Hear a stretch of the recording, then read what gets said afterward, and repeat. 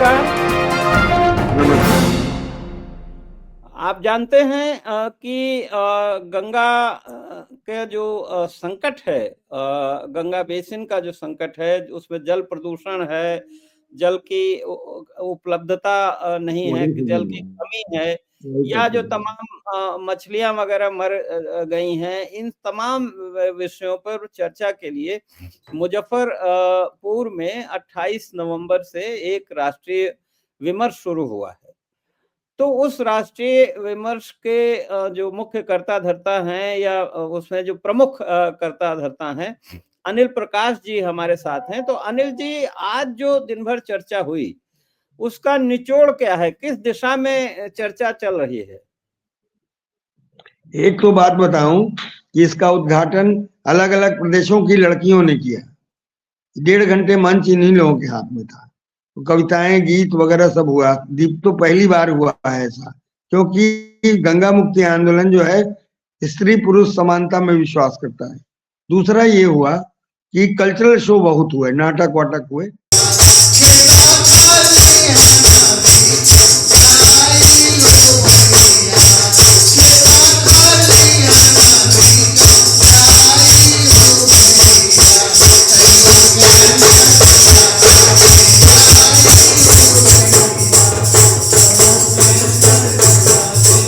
और तीसरी बात जो चर्चा हुई है, नाटक में भी वही सब बात हुई है जो हम लोग चर्चा आप 2 दिन 3 दिन से कर रहे हैं या आगे होना है। ये तो एक, बहुत एक, अच्छा हुआ अनिल जी, जो लोगों को जोड़ने के लिए गीत, संगीत, कल्चरल प्रोग्राम और नाटक ये बहुत अच्छे होते हैं। ये कम्युनिटीज में जब आप इनको लेके जाएंगे तो लोग उनसे प्रभावित होते हैं, जुड़ते हैं। हमेशा हर आंदोलन में इन तत्वों का बहुत योगदान रहता है। तो ठीक है, उसके बाद चर्चा क्या हुई प्रमुख? एक और ऐड कर दूं तब आगे बढ़ाता हूँ। नेपाल के लगभग 1 दर्जन लोग आए थे और एक्टिविस्ट लोग आए, कमला बचाओ आंदोलन के, जो बिहार में भी है कमला। तो एक उन्होंने कहा कि ये तो अंतर्राष्ट्रीय विमर्श है। और दूसरी बात कि प्रोफेसर राजीव सिन्हा आईआईटी कानपुर के रिनाउंड रिवर साइंटिस्ट हैं, और बिहार सरकार ने उन्हीं के अध्यक्षता में एक आयोग बनाया था, स्टडी टीम बनाई थी, जिसके फरक्का के आफ्टर इफेक्ट्स 380 पेज की उस रिपोर्ट को बिहार सरकार ने ठंडे बस्ते में डाल दिया है। खैर जाने दीजिए। तो उन्होंने दूसरा क्या हुआ, उन्होंने बहुत बढ़िया उन्होंने कहा कि गंगा का सवाल केवल इंजीनियर और साइंटिस्ट हल नहीं कर सकते हैं, बल्कि कम्युनिटीज का जो नॉलेज सिस्टम है उसको का सहयोग लेने बिना नहीं होना हो सकता है। और इन्होंने कहा कि फरक्का बराज जो है उसका लाइफ खत्म हो गया है, तो किनारे से एक दूसरा चैनल बनाना बहुत आवश्यक हो गया है, लेकिन सरकार सुनती नहीं है। तीसरी बात जो हुई इसमें कि व्यास जी थे, सीनियर आईएएस ऑफिसर, रिटायर्ड हैं, जनपक्षी हैं। उन्होंने सुबह में 2000 रुपए का सहयोग भी भेजा ऑनलाइन अकाउंट में। और दूसरा क्या है कि वो कुछ व्यक्तिगत कारणों से ऑनलाइन ही जुड़े। वो ऐसे अधिकारियों में है, उन्होंने कहा वो आपदा प्रबंधन के उपाध्यक्ष भी रहे थे, तो और यूपी के हैं लेकिन बिहार में रह गए हैं, तो सब दिन एसडीओ से लेकर के एडिशनल चीफ सेक्रेटरी तक रहे। तो उन्होंने कहा, एक एक घटना का, एक एक जिले का वर्णन किया उन्होंने, और कहा कि एम्बैंकमेंट की वजह से बहुत तबाही हुई है। उन्होंने कहा कि हम डीडीसी थे मधुबनी जिले में, और कमला पे जो एम्बैंकमेंट था इससे कितनी तबाही हुई है कि पूछिए मत। और उन्होंने कहा कि बक्सर से नीचे जो है पानी का जो स्लोप है नहीं है, तो उन्होंने कहा कि भाई तो भर गया है मिट्टी से, बालू से, तो थोड़े से पानी में भी ज्यादा बाढ़ आ गई इस बार, बारिश कम हुई थी।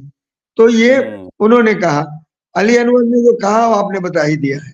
उसके अलावा अलग अलग अली अनवर ने क्या कहा? अली अनवर ने कहा कि जितने हिंदू मछुआरा मल्लाह गंगा से श्रद्धा रखते हैं, उतना ही मुस्लिम मल्लाह लोग और मुस्लिम समाज भी रखता है। पटना में मुसलमानों के यहाँ जो शादी होती है गंगा के मिट्टी के बिना रिचुअल नहीं हो सकता है, और गंगा के पानी से ही वजू करके मस्जिद में नमाज पढ़ते हैं गंगा के किनारे के लोग, और समुद्र के किनारे तो बहुत मुस्लिम है।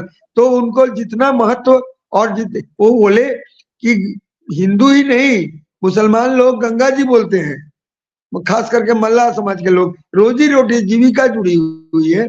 और तो और उनका कहना है कि ये कोई धर्म का मसला नहीं है, ये संस्कृति का है, और भारतीय सभ्यता और संस्कृति को बचाने के लिए गंगा की लड़ाई को आगे हिंदू मुस्लिम सिख ईसाई सब मिल के लड़ेंगे। ये महत्वपूर्ण बात कही। और भी मुख्य आपने क्या कहा, आपने क्या खास बात कही वहां सम्मेलन में? देखिए, हमने तो ये कहा कि भाई वहां पर सभी तरह के लोग थे, आप समझिए लेफ्ट पार्टियों के भी नेता लोग थे सब, और सबने कहा कि भाई ये गंगा का प्रश्न एनवायरनमेंट का, धरती बचाने का, जो पहले नहीं कहते थे वो सीपीआईएमएल के, एसयूसीआई के सब लोग, और एक्टिविस्ट लोग तो थे ही नॉन पार्टी, ज्यादातर वही थे, लेकिन उनके लोग भी कोऑपरेट कर रहे हैं। खुद सीपीआई के ऑफिस में फ्री ऑफ कॉस्ट उन्होंने दिया हुआ है हमारा हॉल, सारा दूधो हॉल डॉर्मेट्री जहां हम करके। वो तो आपने बता दिया कि बहुत जन सहयोग मिल रहा है। आपने क्या खास बिंदु रखे चर्चा में, आपका क्या पॉइंट ऑफ व्यू रहा या है? मैंने ये कहा कि 7 बराजों की जो योजना अभी नई आई है 11,000 करोड़ की केंद्र सरकार की, जिसमें बिहार सरकार ने अप्रूव कर दिया उसको, वो योजना विनाशकारी होगी। ये नीतीश जी को हमने चिट्ठी लिखी थी बराज बनने से, मैंने बाढ़ आने से पहले, कि आप इस पर बात करिए, फरक्का का स्टडी पहले देख लीजिए, खुद आपने कराई है, इसको पब्लिक कीजिए। लेकिन उन्होंने जवाब नहीं दिया। उनके मंत्री जो एक कॉल पर फोन उठाते थे, या नीतीश जी भी घंटा 2 घंटा में रिंग बैक करते थे, वो बात करने से इनकार कर रहे हैं। तो हम लोग भले एमएलए एमपी नहीं हो, नहीं तो आपने लेकिन कहा कि ये जो नए बराज नहीं बनने चाहिए। हाँ, ये तो जब एक बराज बनने से इतनी तबाही हो गई, तो 7 बराज जो बनाएंगे, ये साइंटिस्ट लोग भी बोल रहे हैं, ये राजीव सिन्हा भी बोल रहे हैं, प्रोफेसर राजीव सिन्हा आईआईटी वाले, और आज बोल रहे थे। और ये क्या कहते हैं, व्यास जी भी बोल रहे हैं, जो उनका एक्सपीरियंस है फील्ड का। एक चीज मुझे आप समझाइए कि जब साइंटिस्ट, रिवर साइंटिस्ट कह रहे हैं कि भाई गंगा पर बराजेस से नुकसान होता है, बाढ़ आती है और भी तमाम नुकसान होता है, अफसर भी कह रहे हैं, आप लोग भी कह रहे हैं, तो सरकार क्यों जिद पे अड़ी हुई है नए बराज बनाने की? क्या वजह क्या है? देखिए, इस तरह के बैंड डैम्स अमेरिका में, यूरोप में फेल हो चुके हैं और तोड़ा जा रहा है। लेकिन चूंकि वर्ल्ड बैंक, सुनिए ना, वर्ल्ड बैंक बिना सूद के आपको दे रहा है, क्योंकि यहाँ पॉलिटिकल सिस्टम को करप्ट बनाना है, यहाँ पे ब्यूरोक्रेसी को करप्ट बनाना है, यहाँ के लोकल लीडर्स को दलाल बनाना है। 20% पैसा इस प्रोजेक्ट का पब्लिक रिलेशन के लिए होता है, जो घूस के सिवा गैंगस्टर से लेकर के पत्रकार और एक्टिविस्ट लोगों को पैसा देके अब आपको मिट्टी के काम में आपको बनना है। बताएं, खास करके बराज में तो कंक्रीट का भी इस्तेमाल होता है, यहाँ तो पुल टूट रहे थे, बनते बनते टूट रहे हैं। 13 से 14 इस बार 13-14 बनते हुए टूट गए। इतना पैसा खाते हैं, गुजरात की कंपनियां बना रही। तो असल में पॉलिटिकल सिस्टम को जब तक करप्ट नहीं करेंगे आप, तो और ब्यूरोक्रेसी को और यहाँ के छोटे छोटे नेताओं को गांव-गांव तक करप्ट नहीं करेंगे, दलाल नहीं बनाएंगे, तो पॉलिटिकल सिस्टम में रिकोलोनाइजेशन नहीं होगा। कंपनी राज आ रहा है फिर से हिंदुस्तान में, जल जमीन जंगल। लेकिन हम बताना चाहते हैं, जो चर्चा हुई कि पूरी दुनिया ही खत्म होने वाली, अमेरिकन भी नहीं बचने वाले हैं, क्योंकि ग्लोबल वार्मिंग जितना सही बढ़ रहा है। तो हमने ये कहा कि खुद अमेरिकन, बिल गेट्स तो बेचारे आधा पैसा लगा देते हैं पब्लिक के काम में, लेकिन ये जो भी है, अडानी है, अंबानी है, या जो भी है, या मल्टीनेशनल कंपनियां हैं, वो लोग क्या अमेरिका वाले बच जाएंगे क्या? क्योंकि ये तो दुनिया। हमारे साथ दिल्ली के सीनियर जर्नलिस्ट प्रसून लतांत जी जुड़ गए हैं, जो इस सम्मेलन में शामिल हो रहे हैं चर्चा में। और हम उनसे बात करेंगे। तो प्रसून जी, क्या आज के सम्मेलन का निचोड़ क्या रहा और कितने लोग रहे और कैसा माहौल कैसा है वहाँ? देखिए, मैं बहुत दिनों के बाद एक ऐसे आयोजन को देख पाया जो जन आधारित आयोजन था रहा। इसमें विभिन्न राज्यों से और मुजफ्फरपुर और उसके आसपास के बहुत सारे सामाजिक कार्यकर्ता जो नए नए नहीं थे बल्कि वर्षों से समाज के लिए अपना योगदान देते रहे हैं, उन तमाम लोगों ने अपनी भागीदारी यहाँ निभाई। सबसे पहले बात तो यह कि यह एक इवेंट की तरह नहीं लग रहा था। यह लग रहा था कि कोई संकल्प करने के लिए आए हैं और सब लोगों ने अपने अपने वक्तव्य में यही कहा कि अब बैठने का समय नहीं है। अगर बैठे रहते हैं और मूक तमाशबीन बने रहते हैं तो इसका मतलब है कि हम अपनी नई पीढ़ी के साथ अन्याय कर रहे हैं और यह एक ऐसा अन्याय है, एक ऐसा अपराध है जो माफ नहीं किया जा सकता है। और सभी लोगों ने यही कहा कि इसके लिए जनता को जगाने की जरूरत है। एक दूसरी बात जो मैंने देखा कि इस आंदोलन में जनता को जगाने के लिए एकेडमिक लेक्चर की जरूरत नहीं होती है। जनता को आप सहज तरीके से उत्सवमय तरह के माहौल में ही जगा सकते हैं, जैसे सुनील कुमार एवं उनके साथियों द्वारा गीत का गाना, तरह तरह के कवि सम्मेलन करना, ये सब कुछ जो है लगा कि लोगों में एक भीतर से एक उत्साह है कि हमें इसके लिए काम करना चाहिए। और मुझे लगता है कि जो दूसरे कारपोरेट आयोजन होते हैं उन कारपोरेट आयोजनों में मैं देखता हूँ कि लोग जो है बैठे रहते हैं, फिर चले जाते हैं, वक्ता कुछ बोलते रहते हैं। तो उस तरह की प्रवृत्ति जो है मुझे इस आंदोलन में नहीं दिखाई पड़ी। एक तीसरी बात ये कि हमारे देश में बहुत सारे आंदोलन हुए, चिपको आंदोलन भी है और अन्य तरह के किसान आंदोलन भी अभी हुए। तो किसान आंदोलन ने तो रिवाइव कर लिया अपने को फिर से और बहुत संघर्ष करके तीनों बिल का वापस लिया। तो उसी तरह गंगा मुक्ति आंदोलन 40 साल पहले एक अभूतपूर्व ख्याति प्राप्त की थी जमींदारी प्रथा को खत्म करने में। उसके बाद यह आंदोलन लगभग शिथिल सा पड़ गया था, लेकिन अब लग रहा है कि यह आंदोलन फिर से रिवाइव हो गया। हालांकि चिपको आंदोलन रिवाइव नहीं हो सका, वो सिर्फ इतिहास के पन्नों में दर्ज हो गया और वहीं तक सीमित रह गया। लेकिन गंगा आंदोलन के अनिल प्रकाश ने जब से यह हुंकार भरी है कि हमें खड़ा होना है मैदान में, तो हम ये देख रहे हैं कि उनकी आवाज पर सब लोग अपने अपने खर्चे से यहाँ आए हैं और 3 दिन की मानसिक तैयारी के साथ आए हैं और सभी लोग एक दूसरे के वक्तव्यों को ठीक से सुन रहे हैं। सिर्फ आयोजित औपचारिक सत्रों में ही बातचीत नहीं हो रही है, बल्कि सत्र के समापन के बाद खाते समय, चाय पीते समय, इधर जाते समय, उधर जाते समय भी विषयों पर निरंतर मंथन जो है यहाँ जारी हो गया है। तो लोग एक तरह से हमको मानसिक तैयारी करते हुए दिख रहे हैं कि जो है आंदोलन को जन आंदोलन बनाना होगा और संगीत वगैरह को जोड़ करके यह भी एक संकेत दिया जा रहा है कि हम जनता के बीच जाएंगे और उनको सरल भाषा में, सरल गीतों के जरिए, सरल नुक्कड़ नाटकों के जरिए जो है जोड़ेंगे और उनको जगाएंगे। तो गंगा मुक्ति आंदोलन को पुनर्जीवित किया जाएगा और पब्लिक को ऑर्गेनाइज किया जाएगा, एक बड़ा राष्ट्रीय आंदोलन खड़ा किया जाएगा, ये आपने बताया। मैं, आप इतने सीनियर जर्नलिस्ट हैं और आप सब कुछ देखते रहते हैं दिल्ली से, मैं जरा आपसे इतना समझना चाहता हूँ संक्षेप में कि गंगा एक्शन प्लान जो राजीव गांधी ने शुरू किया, उसके बाद नमामि गंगे प्रोग्राम जो मोदी जी ने शुरू किया, उन्होंने भी 20,000 करोड़ रुपए उसके लिए निकाले और बताते हैं कि करीब 13,000 करोड़ तो इसमें खर्च हो चुके हैं, जो भी खर्च हुआ। बहरहाल, आपको क्या लगता है कि ये सरकार की योजना जो गंगा जी को साफ करने की, ये क्यों फेल हो गई, क्यों फेल होती है, सफल क्यों नहीं हुई?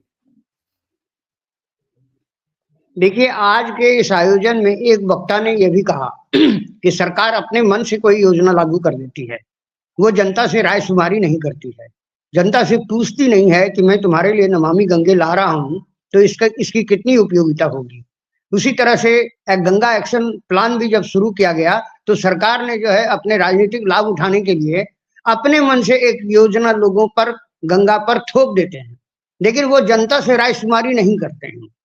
तो जनता से कोई भी सरकार जो है अगर कोई योजना लागू करना चाहती है तो उसको पहले जनता से पूछना चाहिए और जनता की भागीदारी सुनिश्चित करने के लिए प्रयास करना चाहिए। अकेले तो कोई भी योजना सिर्फ नौकरशाही की योजना होती है, उसमें जनता की भागीदारी नहीं होती है, इसलिए यह फेल हो गया है। और इन योजनाओं के लागू होने से जनता ने यह महसूस किया कि यह हमारे लिए नहीं है, यह ठेकेदारों के लिए है, ये अफसरों के लिए है, ये व्यवसायियों के लिए है, तो इसलिए जनता उससे कटी रह गई है। लेकिन जब पानी गले से ऊपर उठ गया है तो अब लोग जो है कराते हुए दिख रहे हैं और इस आंदोलन में लोगों की सक्रिय भागीदारी यह बता रही है कि संकट बहुत गहरा है और जनता को अब कोई उपाय नहीं है बिना आंदोलन किए, तो वो आंदोलन करें। अब हमारे साथ पुणे की एक सामाजिक कार्यकर्ता, पत्रकार और लेखक और महिला आंदोलनों में बहुत बढ़ चढ़कर हिस्सा लेने वाली हेमा म्हात्के हमारे साथ जुड़ गई हैं। हेमा जी, आप इस सम्मेलन में पुणे से आई हैं और शरीक हैं, तो पहले तो मुझे ये बताइए कि माहौल कैसा है सम्मेलन का, क्या लग रहा है वहाँ, किस तरह के वातावरण है?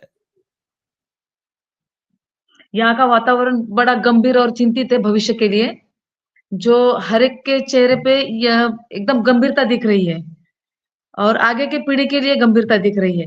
तो ये तो देखिए, अभी ऐसा तो बोल सकते हैं कि इंसानों के लिए ठीक है गंभीरता, लेकिन बेजुबानों के लिए, पशुओं के लिए भी गंभीरता है। गंगा प्रदूषण के बारे में हम सोचा जाए तो पशु पक्षियों पे इन पे भी बहुत असर हो रहा है, क्योंकि गंगा का पानी जब जहरीला हो रहा है तो इसका मतलब ऐसा है कि मछलियां भी मर रही है। और धार्मिकता के तौर से अगर देखा जाए तो गंगा के जब पूजा पाठ उसमें जो होता है तो उसमें इतनी मात्रा से तेल चला जाता है तो तेल भी खराब हो जाता है, मछलियां भी मर रही है। यदि मछलियां मर रही है तो बाहर से जो विदेश से जो आ रहे हैं, जो पशु आ रहे हैं, पक्षी आ रहे हैं, तो उनको अगर मछलियां मर गई तो उनको किनारे पे जो खाना मिल रहा है वो खाना नहीं मिल रहा। और जब वो मर ही जाएंगे तो फिर पर्यावरण भी नष्ट हो जाएगा और पेड़ पौधे भी, इतना जहरीला पानी है तो पेड़ पौधे भी नहीं उग रहे। और उसमें से जो पानी जो है गंगा का, उसमें ऑक्सीजन की मात्रा बहुत सी कम होती जा रही है उसमें से। और जो किनारे के बाजू में जो रहने वाले जो लोग, इंसान तो कहीं से भी पानी ले लेते हैं, लेकिन जो उनके किनारे पे जो रहने वाले जो पशु पक्षी है उनको तो पानी मिल ही नहीं रहा। जो सदियों से हमारे साथ आ रहे हैं, ये जो बेजुबान जानवर है, इनके बारे में भी सोचना चाहिए कि ये हमारे साथ रह रहे हैं और ये इनका तो जरिया सिर्फ नदियां है, पक्षियों का जरिया नदियां है। उनके लिए तो हम घड़े भर के नहीं रख सकते, तो उनके बारे में भी सोचना चाहिए। और गंभीरता से, यदि पक्षियां नहीं रहेंगे तो खेतीबाड़ी भी नहीं हो जाएगी हमारी, खेतीबाड़ी नहीं हो जाएगी। दूसरी ये बात है कि मछलियां नहीं रहेगी। मुझे तो लगता है कि 45 साल तक नदियों में मछलियां हमें दिखेगी भी नहीं ऐसे। तो बहुत ही गंभीरता से ये सवाल लिया गया है। और ये जो सम्मेलन में जो लोग हाँ, आए हैं तो वो क्या जी, चाहते हैं कि क्या होना चाहिए, क्या होना चाहिए? होना ही चाहिए। और सभी का कहना यही है कि हम सरकार के ऊपर निर्भर नहीं रह सकते। हमारी आगे की पीढ़ियों को बचाना है, ऑक्सीजन की मात्रा पर्यावरण में लानी है और जल शुद्धिकरण करना है, तो ये कदम हमें ही बढ़ाना है। बड़ी गंभीरता से ये लोग आए, सभी जो आए बड़ी गंभीरता से आए हुए हैं। तो बहुत बहुत धन्यवाद आपका हेमा जी। अभी सम्मेलन 2 दिन और चलेगा और हम आपसे फिर बात करेंगे कि सम्मेलन में क्या हो रहा है और वहाँ क्या माहौल है और क्या चर्चा हुई और क्या निष्कर्ष निकला। धन्यवाद आपका।